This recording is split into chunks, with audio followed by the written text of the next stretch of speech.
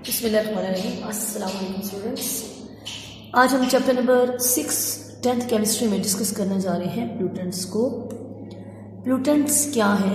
Actually pollutants are the waste materials जो किसी तरह से, ये वेस्ट मटेरियल होते हैं जो किस तरह से हवा में, पानी में, सॉइल में, यानी एयर वाटर सॉइल में किस तरह से शामिल हो जाते हैं और उसको प्लूटेड कर देते हैं। ठीक है जी। अब प्लूटेड से मुराद उसके साथ केमिकल रिएक्शन करते हैं और उसको फिर हमारे लिए और लिविंग थिंग्स के लिए डेंजरस बना देते हैं। जैसे देखें, एयर प्लूटेंट्स की बात करते हैं तो फैक्ट्री एरियाज जो होते हैं या बहुत ज़्यादा फॉसिल फ्यूल्स के इस्तेमाल से डिफरेंट किस्म की टॉक्सिक गैसेस बर्न करती हैं जो, और वो हवा में शामिल हो जाती हैं, तो हवा को हमारे लिए डेंजरस बना देती हैं और लिविंग थिंग्स के लिए।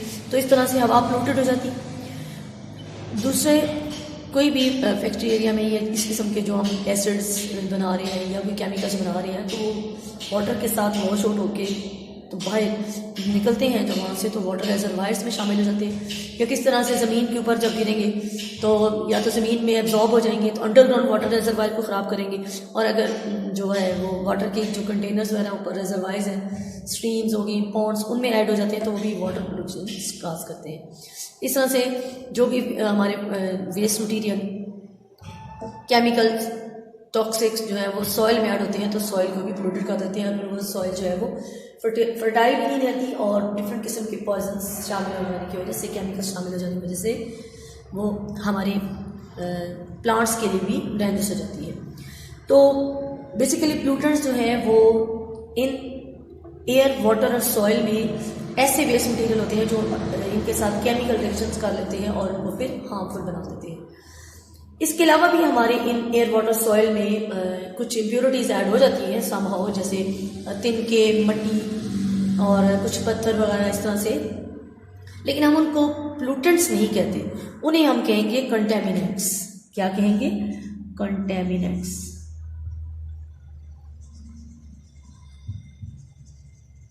अब हम बात करते हैं कि what is the difference between contaminants and pollutants. ठीक है जी, कि प्लूटेंट्स में और फिर कंटेमिनेंट्स में क्या डिफरेंस है।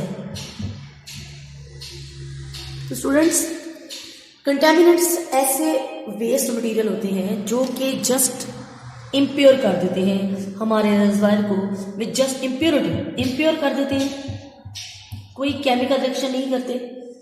जैसे मट्टी, तिनके, पत्थर वगैरह हवा में, पानी में, सॉइल में अगर शामिल हो जाते हैं तो वो उसकी टेक्सचर को, उसकी केमिकल कंपोजिशन को चेंज नहीं करते, जस्ट इम्प्योर कर देते हैं और जो कि इजीली रिमूवेबल होते हैं। लेकिन प्लूटेंट्स जो है वो उसको, अगर ऐसे मटेरियल जो उसको प्लूट कर दे, यानी कि उसको इस्तेमाल के काबिल नहीं छोड़ते, केमिकल रिएक्शन कर लेते हैं, तो विद ये क्या करते हैं जी, ये सेकंड पार्ट प्लूटेंट्स होते हैं, ये प्लूट कर देते हैं। और दूसरी ये है कि ये केमिकल रिएक्शन करते हैं।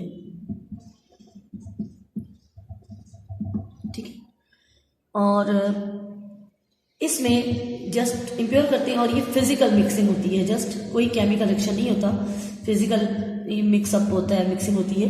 तो कंटेमिनेंट्स जो है वो इजीली रिमूवेबल होते हैं। दूसरा ये कि ये परसिस्टेंट नहीं होते, लेकिन प्लूटेंट्स जो है वो मे भी परसिस्टेंस भी हो सकते हैं।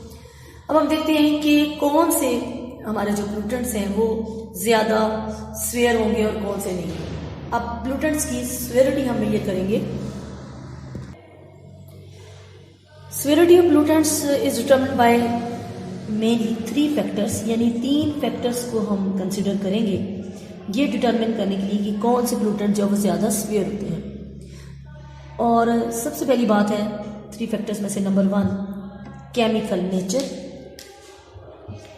केमिकल नेचर यानी जो प्लूटेंट हमारा एयर, वाटर या सॉइल को प्लूट कर रहा है उसकी केमिकल नेचर क्या है, पॉइजनस है, एसिडिक है, बेसिक है।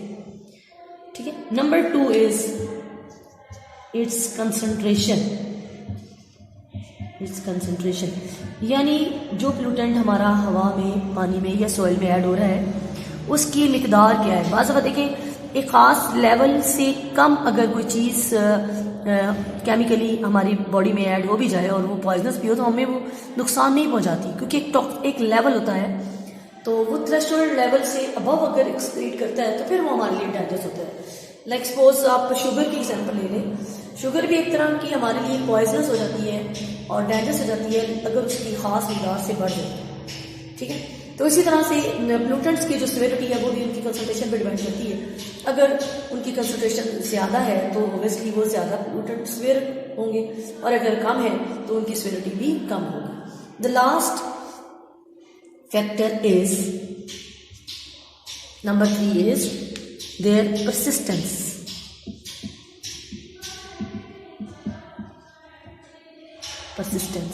यानी जो प्लूटेंट हवा में या पानी में या सॉइल में ऐड हो रहा है वो कितनी देर तक वहां रहता है। सपोज देखें ना, अगर एक बहती हुई नदी है और उसमें एक साइड से फैक्ट्री एरिया से कोई ऑयल या केमिकल्स उसमें ऐड हो गए हैं तो वो उसने उस पानी को पोल्यूटेड कर दिया, लेकिन वो जो ये पोल्यूशन है पानी में ज़्यादा देर तक एग्जिस्ट नहीं करेगी, परसिस्टेंट नहीं है, क्योंकि जैसे ही पीछे से साफ पानी बह के आएगा तो उस जगह से पानी को बहा के आगे ले जाएगा। तो इस तरह से अब कितनी देर तक कोई प्लूटेंट किसी मटेरियल में रहता है, किसी चीज़ में रहता है, वो उसकी परसिस्टेंस कहलाता है और वो भी उसकी सिविरिटी को मेजर करता है। अगर कोई बॉन्डिंग ऐसा हमारा प्लूटेंट जो उसके साथ केमिकल बॉन्डिंग कर लेते हैं और स्टक हो जाता है तो वो उसकी परसिस्टेंस ज़्यादा हो जाएगी। जैसे अगर कोई ठहरा हुआ पानी है उसमें कोई केमिकल्स वेस्ट इस तरह की ऐड हो जाती है तो वो तो तब तक नहीं रिमूव होंगी जब तक हम उन्हें खुद रिमूव नहीं करेंगे, तो उनकी परसिस्टेंस फिर परमानेंट होगी। तो इस तरह से जो प्लूटेंट्स हैं वो हमारे लिए स्वेयर हो जाते हैं। लेकिन मूविंग बॉडीज में रेजर्वायर्स में तो क्या होता है कि ये परसिस्टेंस इनकी कम हो जाती है, ठीक है। तो ये 3 फैक्टर्स हैं जो कि स्वेरिटी ऑफ द प्लूटेंट्स को मेजर करते हैं। केमिकल नेचर होगी, उनकी कंसंट्रेशन होगी और परसिस्टेंस होगी। ये प्लूटेंट्स स्टूडेंट्स हमारी ही एक्टिविटीज़ यानी ह्यूमन एक्टिविटीज़ की वजह से ही हमारे एनवायरनमेंट में ऐड हो रहे हैं। फॉर एग्जांपल अगर एक ही घर के 5 लोग 5 गाड़ियाँ यूज़ करेंगे तो फ्यूल्स का इस्तेमाल भी ज़्यादा होगा, तो जिसकी वजह से ऑब्वियसली टॉक्सिक गैसेस और जो डिफरेंट किस्म के एसिड्स हैं और वेस्ट मटीरियल है वो हमारी फिजा में, हमारे एटमॉस्फेयर में ज़्यादा ऐड होगा, तो मे बी प्लूटेंट्स भी ज़्यादा होगी, पोल्यूशन भी ज़्यादा होगी, ठीक। इसी बुनियाद पर अगर हम एयर को पोल्यूट करना पड़ रहे हैं, यानी ऐसे प्लूटेंट्स जो एयर को पोल्यूट कर रहे हैं वो एयर प्लूटेंट्स कहलाएंगे, ऐसे प्लूटेंट्स जो वाटर को पोल्यूट कर रहे हैं वो वाटर प्लूटेंट्स कहलाएंगे, और ऐसे प्लूटेंट्स जो सॉइल को पोल्यूट कर रहे हैं वो सॉइल प्लूटेंट्स कहलाएंगे, ठीक है जी। तो हमारी इन्हीं पोल्यूशन की वजह से ये डिफरेंट किस्म की जो पोल्यूटेंट्स हैं इनकी वजह से डिफरेंट किस्म की चेंजेस आ रही हैं और ये बैडली इफेक्ट कर रहे हैं वेदर पर, ठीक है, ह्यूमन हेल्थ पे।